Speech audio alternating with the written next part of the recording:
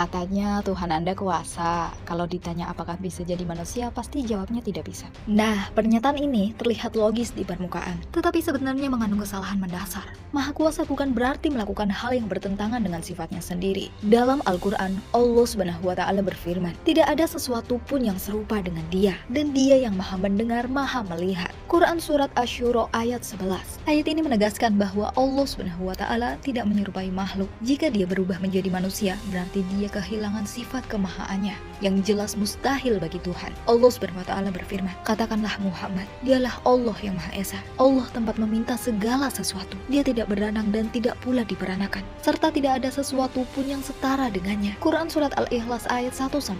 Jika Allah bisa menjadi manusia, berarti Dia menjadi sesuatu yang terbatas, memiliki kebutuhan, mengalami kelemahan, bahkan bisa mati. Allah menegaskan, Allah tidak ada Tuhan selain Dia, yang maha hidup, yang terus-menerus mengurus makhluknya, tidak mengantuk dan tidak tidur. Quran Surat Al-Baqarah ayat 255.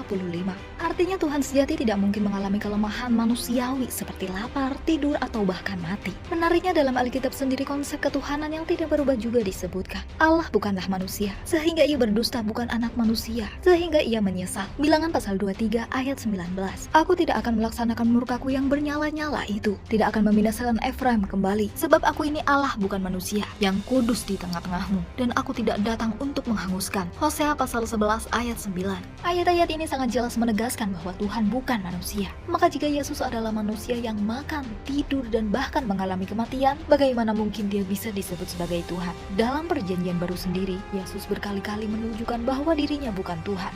Yesus menjawab, mengapa kamu mengatakan aku baik? Hanya Allah satu-satunya yang baik. Kalau kamu mau mendapat hidup yang kekal, taatilah perintah-perintah dalam hukum Taurat. Matius pasal 19 ayat 17.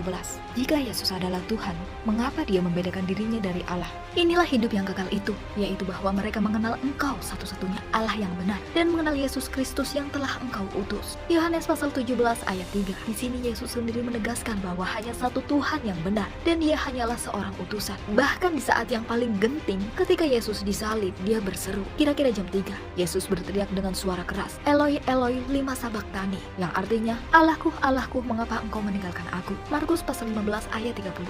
Jika Yesus adalah Tuhan, kepada siapa Dia berdoa? Bagaimana mungkin Tuhan meninggalkan dirinya sendiri? Maka konsep Tuhan menjadi manusia bertentangan dengan sifat Tuhan yang sejati. Al-Quran dan Alkitab sama-sama menegaskan bahwa Tuhan bukan manusia. Jika Yesus adalah manusia yang makan, tidur, dan berdoa, maka jelas bahwa Dia bukan Tuhan.